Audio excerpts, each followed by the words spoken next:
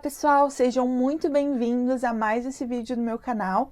No vídeo de hoje eu vou trazer para vocês 4 diferenças entre essas duas permissões de trabalho que são as mais populares entre os brasileiros, que é General Employment Permit e Critical Skills Employment Permit. Começando com a diferença de salário. Diferença 1 seria a remuneração anual, que o requisito é diferente entre essas duas permissões. Para General Employment Permit, a proposta de trabalho tem que ter um salário mínimo anual de 30 mil euros, certo? Enquanto que para Critical Skills Employment Permit, a proposta tem que ser de no mínimo 32 mil euros, tá? Então, enquanto General é 30 mil, Critical é 32 mil. Essa remuneração baseada numa jornada de trabalho de 39 horas semanais. Aqui um detalhe em relação ao requerimento de salário de Critical Skills. Se a posição não está na lista de Critical Skills e também não está na lista de inelegibilidade, você ainda assim pode aplicar para Critical Skills se a proposta de trabalho for de 64 mil euros anuais. Então, a remuneração tem que ser 64 ou mais, né? Só para esse detalhe esclarecer para vocês que tem essas duas opções. Se a posição estiver na lista de Critical Skills, o salário tem que ser 32 mil euros anuais. Se não estiver na lista de Critical Skills e nem na lista de inelegibilidade, ainda assim você pode aplicar, mas a oferta tem que ser 64 mil euros anuais ou mais, tá? Então, passada essa primeira diferença que é relacionada ao salário, a segunda diferença é relacionada ao requisito de anúncios. Talvez você já ouviu falar que para o Work Permit é preciso fazer alguns anúncios da vaga antes de você aplicar efetivamente para o Work Permit. Esse requisito do anúncio, ele só vale para o General Employment Permit. O Critical Skills Employment Permit não tem esse requisito dos anúncios, tá? Bem brevemente, o que são esses anúncios? O que você precisa saber em relação a esse requisito do General Employment Permit? Você precisa fazer 3 anúncios da vaga, sendo que o primeiro anúncio tem que ser feito no jobsisland.ai, que é o site governamental, e tem que ficar ativo por 28 dias. O segundo anúncio tem que ser feito num jornal local ou num website por 3 dias. E o terceiro anúncio tem que ser num jornal nacional por 3 dias. Lembrando que os anúncios, ele tem que cumprir alguns requerimentos. Então, tem que estar bem claro no anúncio o nome do empregador, o local do trabalho, o nome da vaga, a descrição da vaga, o salário, o número de horas trabalhadas. Todos esses detalhes têm que estar bem explícitos no anúncio. E o ideal é que você use o mesmo texto do anúncio, tanto para o anúncio 1, quanto para o 2, quanto para o 3. Tá? Então, a segunda diferença é em relação ao anúncio, que é obrigatório para General Employment Permit, a não ser que a vaga esteja na lista de Critical Skills, mas isso é para um outro vídeo, enquanto que Critical Skills não precisa de anúncio, tá? A terceira diferença é em relação à reunificação familiar.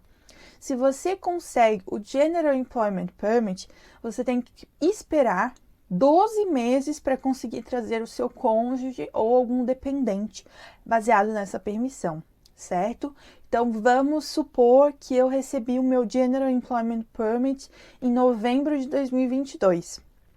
Isso quer dizer que eu só vou conseguir trazer o meu cônjuge, meus dependentes, em novembro de 2023. Tem que esperar essa janela de 12 meses para a reunificação familiar acontecer. Enquanto que, para Critical Skills Employment Permit, a reunificação é imediata. Então, se eu conseguir um Critical Skills Employment Permit em novembro de 2022, isso significa que imediatamente meu cônjuge e meus dependentes podem se juntar a mim aqui no país, certo? Lembrando que cônjuges de General Employment Permit receberão um Stamp 3, né? Stamp 3, que só permite residir com aquele que tem o Work Permit, não permite trabalhar, enquanto que cônjuge de Critical Skills Employment Permit Holder receberá a Stamp 1G, que permite residir e trabalhar, tá? Então, tem essa diferenciação ali na questão de família dessas permissões. A quarta e última diferença é em relação ao Stamp 4, tá? O que isso significa? A pessoa que tem o General Employment Permit depois de 2 anos pode renovar se quiser por mais 3 anos, e aí no final de 5 anos, contendo aquele General Employment Permit, que seria o Stamp 1, a pessoa pode aplicar para residência de longo termo e ganhar o Stamp 4, ganhar o Stamp 4 por 5 anos, tá? Isso é o que acontece com aquele que tem o General Employment Permit. Enquanto que o Critical Skills Employment Permit, depois de 2 anos com o Stamp 1, você já consegue aplicar para o Stamp 4, tá? Aquele Stamp 4 ainda não vai ser de 5 anos, mas você já consegue aplicar para o Stamp 4. Por que isso é tão importante? O Stamp 4 é o melhor status imigratório, é aquele que te dá direitos equivalentes ao próprio cidadão europeu, ao próprio cidadão irlandês.